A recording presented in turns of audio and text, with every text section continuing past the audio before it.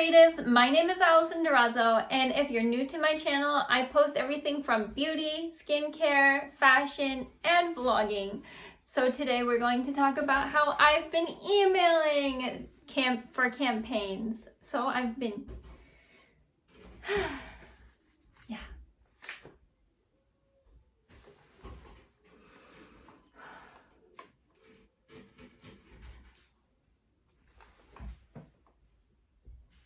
Hey beautiful creatives, my name is Alison Durazo, and if you're new to my channel, then I post everything from beauty, fashion, to vlogging.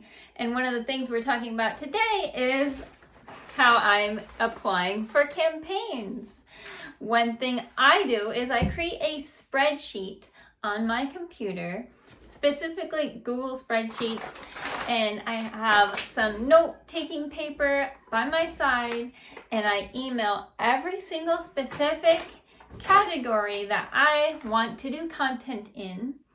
I already have a 7,000 following on Instagram, and I've already started creating a small income being a small influencer, but I want to become instead of a micro influencer, I want to be more of a larger content creator where I'm specifically helping companies advertise their products while still doing the beauty, fashion, and vlogging so that I can pay for things like internet, Wi-Fi, and all the accessories I needed, like this little clip.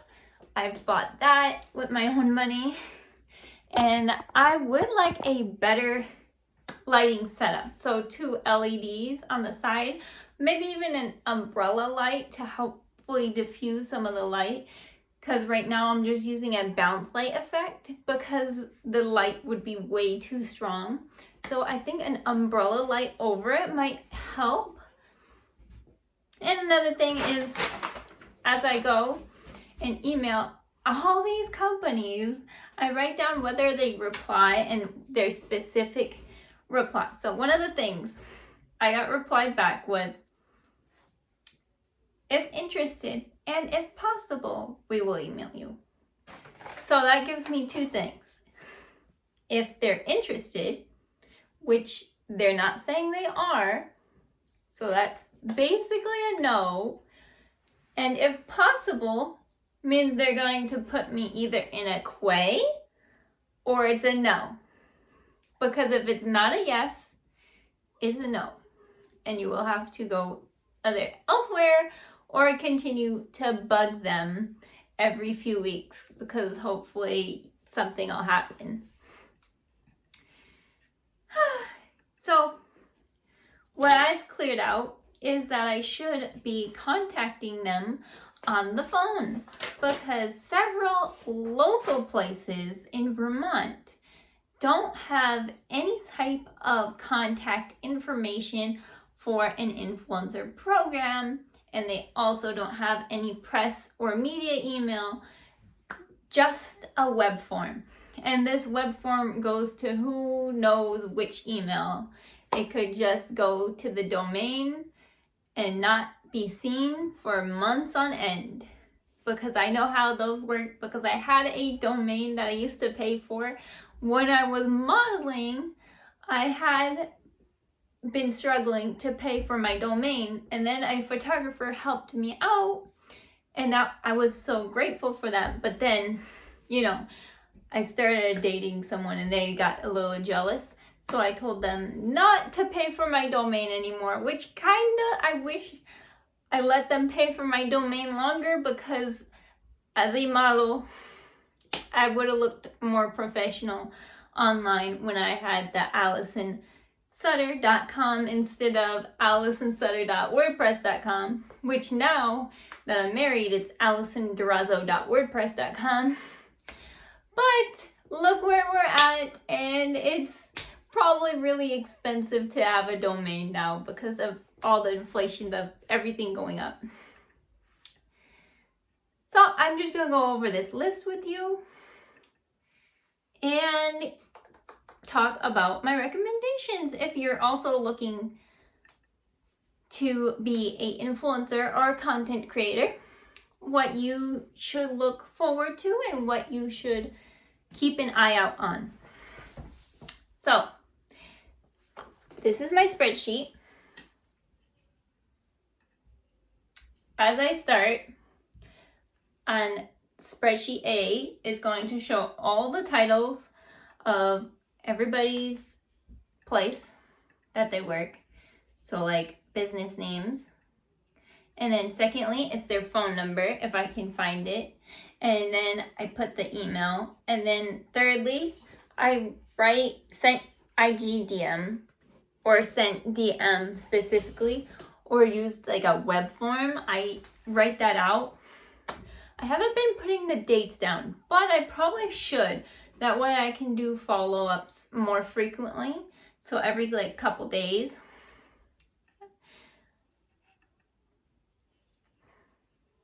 But this is all the places I have for Vermont retail wellness brands. Some of them are not wellness brands that are based out of Vermont. I come to find out that a lot of Vermont-based wellness programs or even brands that are retail will have shops here, but they will either be from Germany, Norway, or they'll also be from New York. And I noticed a couple places were from South Africa, which was so surprising to me. I was like, South Africa? Like, what does Vermont have to do with South Africa? That's crazy. I had no idea. Anyways, moving forward. Have a date where you email them, and then you're going to email them again, your media kit. But I'm thinking, since they're not opening up the media kit, create kind of like a Canva photo that will show up as an attachment instead of a PDF, because I noticed I got that one email reply within 30 minutes, and there's no way they would have went through my whole media kit within 30 minutes. They may have looked at my web page or my Instagram real quick and then emailed back. But no way they could have did all that work within 30 minutes. And so,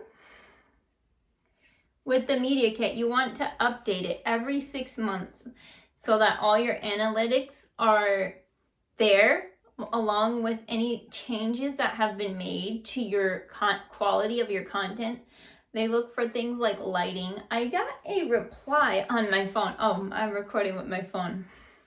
I got a reply from a third party on my phone with becoming an icon tier level with them. And basically, they said that the lighting wasn't good enough, that I do need to work on engagement more, that there's not enough engagement going on. So that would be things like shares, comments, so being more authentic or sharing more authenticity. So today I'm going to show my process of how I email people on my old Apple. This is an Apple MacBook computer. This is a 13, so it's going to expire pretty soon. And I don't know how much of a hard drive it has left to go because it's wearing down and getting really, really, really slow already. So I got it secondhand from a graphic designer, a fellow graphic designer, because I do graphic design for wellness and beauty brands. But I also am a model and a content creator who's trying to get into the marketing advertising space so I can help get my channel to grow more. And in turn, it will also help my modeling career grow, because if there's a big like following and engagement going on, then I can pick up some of these commercial jobs more, and I'll be, a little S-tier modeling instead of, nobody really knows my name. I noticed like in Sacramento, I was kind of like hometown famous, but around Vermont, nobody knows me. And it was so weird transitioning from everybody knowing me to nobody really knowing me. So with that, I've been trying to apply for modeling gigs in Vermont, which was purely crickets, and then tried contacting some agencies in Montreal, crickets again. So I haven't been applying to do modeling today, but it's definitely on my mind, and it's very stressful for me because I just emailed a lot of people, about 42, the perfect number, 42 people today, about working as a content creator for their companies and crickets. So I even emailed like a influencer in Vermont about my struggles, so that hopefully they could give me some info or advice from the top down, since they have a lot more followers than me. But again, crickets. So they didn't say nothing. They didn't respond. And with people having that many followers, typically the response time is 30 minutes or less. So if they didn't respond, they probably won't respond right away unless you remind them in a few days. So just waiting. My advice for you, if you're becoming a content creator, is to create the spreadsheet like I'm doing, but have some more tenacity than I do. So email them frequently. I would say every 2 to 3 days, email them.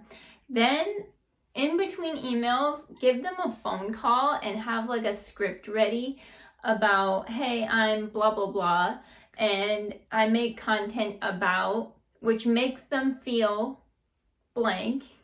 There's like a feeling to your videos that hopefully you understand how they portray. For me, I don't always understand what feelings come out of my videos or other people's videos. I just know whether I like them or not, and then I write down what I liked about the videos, and I try to adjust to what I like for my own videos. So that's how I do things. But you might have a better grasp of the emotions that are connected to the videos, as well as the purpose.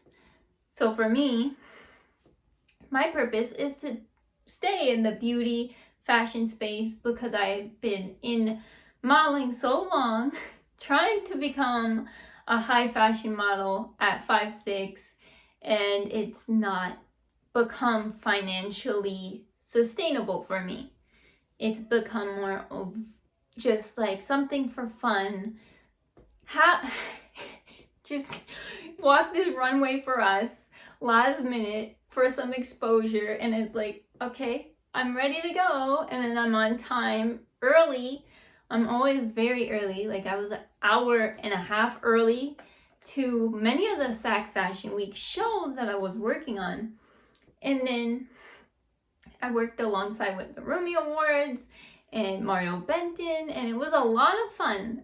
I don't like feel ungrateful for that. It's just I wished that my career took off to a point where I was financially stable and could just do more things. That's all.